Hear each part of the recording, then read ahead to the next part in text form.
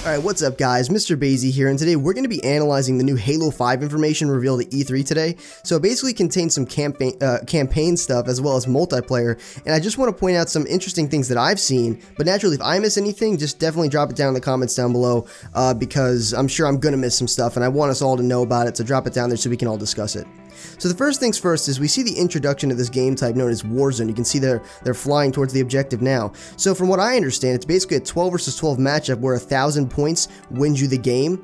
The catch is you can do more than just kill the enemy players on the map. You have the option to kill these bosses, which, you know, they say you have the option, but I'm sure it's really beneficial to kill them for the extra points. I'm sure they give you a lot of points. But you can probably kill generic enemies as well, rack up points, but it's probably not as many points as killing an actual player or a boss or something like that. But you can also like straight out win the game by going to the enemy's base and destroying their core. You can see that like in the intro it says Warzone, then it gives you a description of the game type. Destroying their core gives you an instant victory. So if you're like totally badass, you can just go right to their base and blow that thing up. So it really is kind of like a mixture between firefight, invasion, and as well as of course Slayer or Big Team Battle maybe, and even some other popular games out there like Smite. Smite it definitely resembles this game type to an extent, so it's definitely pretty cool. It's a cool little new game type. So as you can see, I've paused the video right here because I want you to notice the saw, the actual gun, the saw, in the player's hand right there. So this definitely confirms that the saw will be returning in multiplayer, because it's technically a multiplayer demo. This is Warframe, their new game that they're demoing. But there is another instance I'll show you right now. You'll probably see it sometime later in this demo as well, where this person is getting assassinated, and out of his inventory, out of his arsenal, he drops a saw. So that's pretty cool. You can see it right there. Definitely some cool stuff. Alright, so next up is the Promethean. So I'm going to pause it here. Actually, I'm going to kind of loop it a little bit. So it seems as though that they're referred to as knights in the campaign from the demo anyway, from what I've seen. But they don't necessarily share the same similarities. I mean, they're definitely similar, don't get me wrong, but they don't look like the knights we saw in Halo 4. They look a little bit different. So they're either like a different classification or different ranking of knights, or maybe a different species or subsection of knights, or maybe just 343 is taking a different aesthetic approach to this particular enemy in the game. So you may notice throughout the entirety of the demo, there are, pretty much all the same vehicles: Warthogs, Mantis, Ghost, Banshees, but there's one new flying vehicle actually that looks like a Promethean one, and it's known as the Promethean Phasar. I believe that's what they're calling it.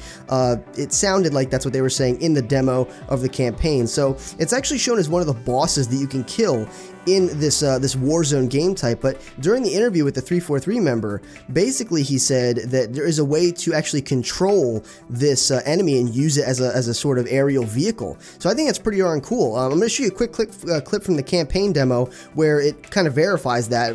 I'm not sure if we can actually do that in multiplayer or not, but it shows in campaign where they are talking about gaining control of some aerial vehicles, and then they get into these phasars. They say, hey, they have control of the phasar. So here's that clip right now. We need to get airborne.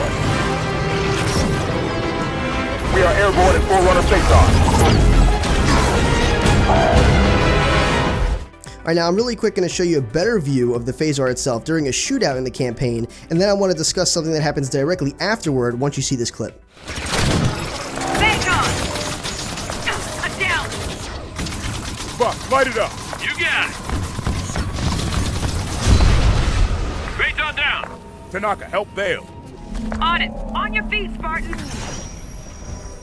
Right, so it's a pretty cool vehicle, as you can see, and honestly, if we can control this in multiplayer, it's going to be one of the very first ones that we've seen for a fairly long time in terms of multiplayer vehicles for in terms of aerial stuff. We've seen the Banshee and the Hornet pretty much exclusively up to this point. So if this can be used in multiplayer, it's going to be pretty darn cool. I can guarantee you that. Even if it's not like amazing, it's going to be pretty cool regardless.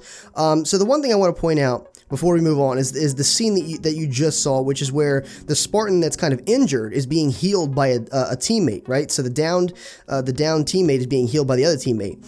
So I don't know if this ability is available online or not, but we could very likely have just seen a new armor ability being revealed to us via the campaign campaign. Now, I don't necessarily know whether this is a brand new one, which, you know, it's kind of like a supportive role where you can heal your teammates, or maybe it's a tweaked version of like the healing force field that was introduced in Halo 4, or that gassy one that was in Halo 3, where you basically heal yourself. So maybe this is like a toned down one for a bit of better balancing, so that, you know, you have to heal your teammates and you actually can't heal yourself. So it's more of a supportive one, a team-oriented one. It really kind of enforces that team play, which would actually be really cool. I'd really like to see that happen. So it's a very good idea, and if that is the case, definitely in support of that. Alright, so right here you can see the Hydra in use. There's nothing really new here. We saw this in the beta. However, for those of you that don't know, this weapon is essentially, it tracks onto enemies with a lock-on once you've aimed at them for a certain amount of time. It's actually kind of easy to dodge, especially at a distance. But the best way to use this thing, in my opinion, would be to lock onto them and you aim straight up in the air. As long as there's nothing there, of course, you don't want to blow yourself up. Then you shoot it, and it kind of acts like a mortar. Like it goes up, and then it tracks them and comes down on them. So there's two advantages to this, right? So one is it's better that way, because if they're hiding behind anything, potentially it'll hit them, unless they go under something or it tracks badly. And also, they may not see it coming, because you can't necessarily hear it, and if you do hear it, it's more than likely too late. So definitely the best way to use that particular weapon. Right, so I want to point this out. It's not necessarily an example of a boss kill, I think, because I didn't see a boss around, but I think that a boss was recently killed, because you can see the medal popped up that said boss kill. So maybe that flying thing that we saw was recently killed. Maybe this person had something to do with it, and they got a medal showing boss kill. So that's pretty cool. But one thing I also want to point out is the white progress bar. This could really be a multitude of things, ranging from the progress the team has made in the match, or like bosses killed or whatever it may be, or it may just be like an on-screen experience bar showing how much the player has left to level up. I really don't know what this is, nor do I know what the 3 green dots and the white dot, and sometimes you'll just see 3 green dots. I don't know what those mean. I've got a few theories, but I don't want to get into too much detail, so it'd probably be better if you guys dropped in the comments what you think that is, or maybe you understand this a little better than I do. Maybe it's kind of obvious and I'm just not picking up on it. Let me know what you think it is in the comments down below.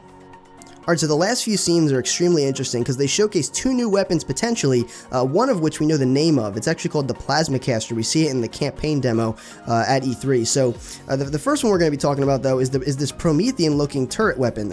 It basically looks like it really resembles a Covenant plasma turret from the previous games, but as you can see here in the slow motion, it doesn't shoot rapidly. It doesn't shoot like a UNSC turret or a Covenant turret. It shoots more what looks like a singular, like, high-impact round that looks like it has a very high damage output, but a slow fire. At least that's kind of what I'm getting from what I just saw. So that's pretty cool. I mean, it definitely, you know, I'm sure that's what was going through their head. It's like, oh, you know, the Promethean should have a turret, but why would we make it like the UNSC and the Plasma one, since they're essentially the same, with slightly different attributes? You know, I think they wanted to spice it up a bit in terms of turrets. So this one probably has a high damage output, but not that great of a fire rate, so you're gonna have to make your shots count. So next we're gonna move on to what's known as this Plasma Caster. So it definitely looks like it's like a hybrid between a weapon we've seen in the past, the Halo Reach Plasma Launcher, which is like you can charge it up and then it shoots a bunch of tracking sticky rounds at whatever, and it sticks to everything pretty much. It doesn't bounce at all, it just sticks to whatever. And it shoots a bunch of rounds at once. The more you charge, the more rounds come out. And it also looks like it's a hybrid between that and the concussion rifle, which I'm not the biggest fan of. I mean, mainly because I get killed by it all the time. But, you know, it essentially looks like it has both attributes. Like, it can bounce off of some surfaces. It can hit like a wall and explode. It does direct impact damage, and there's also some splash damage, you know, from those explosions, like a concussion rifle pretty much. But it can also charge, and you can see right here, guys, that while this person charges up, he shoots it at an enemy, and it sticks to that enemy, and then it you know, a couple seconds later, it blows up. So it doesn't, you know, if this was like the other time where he shot at the people down below, it would be blowing up immediately as it hit the person. This time, it stuck to them, didn't leave their body, and it waited a couple seconds, you know, really acted like a sticky grenade basically, and then blew up, the person died. So it definitely looks like it's a hybrid between the two guns I just mentioned. Alright guys, so the full campaign demo from E3 will be in the description. I didn't want to have it in this video, like, you know, a lot, because I didn't want this to have a bunch of spoilers for some people, but I really recommend you check it out, because I only used it for some of the important stuff and to make connections to multiplayer and verify some things. It's actually really cool, and it doesn't really spoil too much, if anything at all. I don't really think it spoils anything. It just kind of shows a segment, a little demoed segment of campaign. So in my opinion, that's not really a spoiler. It doesn't really, you know, have anything important in it other than, this really crazy new enemy. So you'll check that out on your own. I don't want to spoil anything for you here, and if you don't want to check it out, then don't. Alright guys, I really hope you enjoyed this analysis video of what we saw at E3 today. Remember, drop a comment down below with any questions or things that I may have missed, because I'm sure I missed some stuff, and to be honest guys, this is like the juiciest fruit we've bit into so far. It's the most substantial piece of evidence we've gotten from the campaign. I mean, we had the multiplayer beta, we have a little bit more multiplayer information this time around, but this is some seriously substantial stuff. So if you have anything, we need to squeeze as much information out of this new piece of video as we can. So make sure you drop those comments down below. I'm sure everyone's going to appreciate it, including me. Also remember, I'm going to be covering why the Xbox One Elite controller is actually really good for the consumer market, despite the fact that they kind of copied off of Scuff a bit. I mean, they didn't necessarily. It's not the same exact design, and they actually even improved on some of the things that a Scuff was lacking in. So it's definitely a great thing for the consumer. Maybe not the best thing for Scuff Gaming, but I'm going to be talking about that in a different video. In addition to that, I'm going to be covering the Gears of War 1 Remastered beta all this week. Apparently it just came out. I'm a big fan of Gears of War, so if any of those videos interest you guys, make sure you stay tuned. Rate the video what you think it deserved, and if you'd like to become a Sage in training, make sure you subscribe today. This has been Mr. Basie, your favorite Sage, and as always, I'll see you in the next video.